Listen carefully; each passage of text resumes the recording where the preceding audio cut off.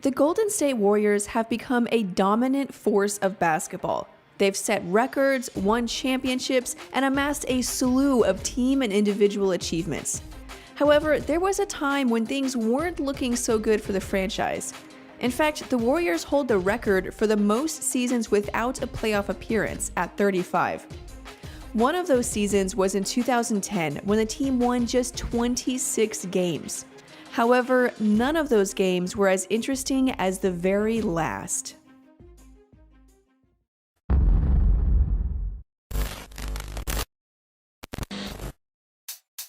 The date was April 14, 2010. The Warriors were finishing up a rough season full of injuries and missed opportunities. They had traded players, waived players, signed players to 10-day contracts, and pulled guys up from the D-League, all in an effort to account for losses of key players. They had a somewhat bright future with rookies Steph Curry and budding star Monta Ellis, both of whom would carry the team on this fateful night. For their last game of the season, a road game against the Portland Trail Blazers, the Warriors had only 6 healthy players. However, in order to comply with the NBA rule stating that you must have a minimum of 8 players dressed, both Anthony Morrow and Ronny Turiaf were in uniform, although they were injured in previous games and technically could not play. The starting lineup was Steph Curry, Monta Ellis, Anthony Tolliver, Reggie Williams, and Chris Hunter. The plan was basically for them to play every minute of the game.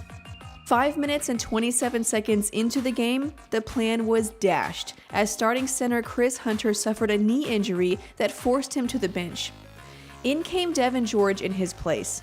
At this point, there is no room for error. There couldn't be any more injuries, no foul outs, no ejections, nothing.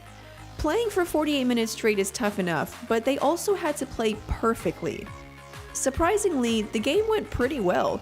Curry scored 42 points, Ellis poured in 34, and with the help of a double-double from Anthony Tolliver, the Warriors had a lead with less than 5 minutes to play. And that's when the madness started. Devin George committed a foul, his 6th of the game, an automatic disqualification. The only problem was, the Warriors didn't have anyone else that could play. Sure, they had 2 other players dressed, but that was only to comply with the rules. They couldn't actually play a game. Now, the rules state that if a player in the game receives his 6th personal foul and all substitutes have already been disqualified, that player will remain in the game and will be charged with a personal foul and team foul.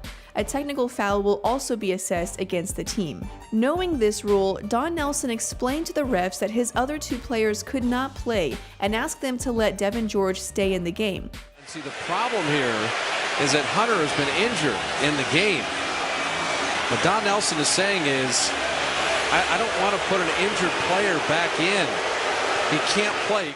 The referees apparently did not agree with his interpretation of this rule, forcing Nelson to put Chris Hunter, who, if you remember, had been injured in the game and could barely walk, back into the game. It didn't help that the Portland fans went hysterical when Nelson tried to protect his injured player by keeping George in the game. Here it is. They want to do the same thing they did when Steph Curry fouled out and didn't have enough players. Right. They want Devin George to stay on the floor. That's it. So Hunter goes back in, gimp leg and all. He Willis reads his way through about a minute of play and eventually picks up a foul trying to draw a charge. At this point, Chris Hunter simply cannot play. Devin George, the only healthy player left, can come in the game, right?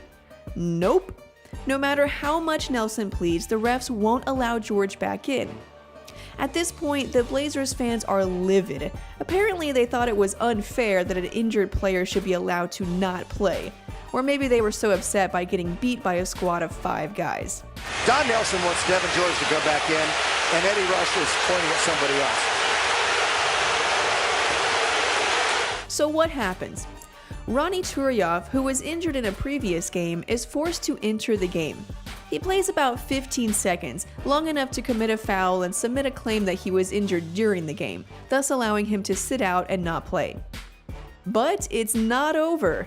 Anthony Morrow is also dressed on the bench, although being injured, so he also has to come into the game.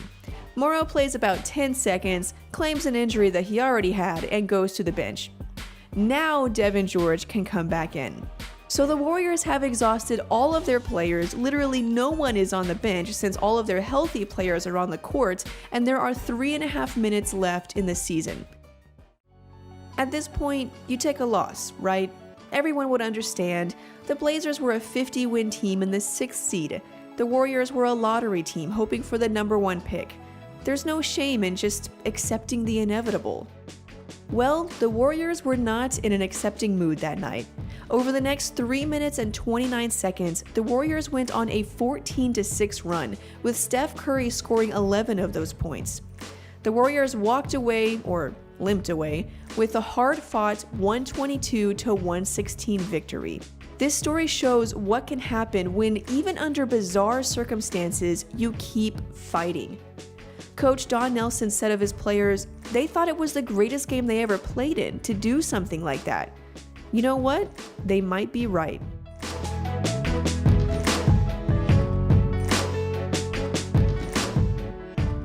Thank you guys so much for watching this video. If you liked it, give it a thumbs up so we know to make more like it, and share it with your friends. Make sure you subscribe for more NBA content like this, follow us on social media to get updates as soon as we post a new video, and follow me on Twitter at MTV_Sydney.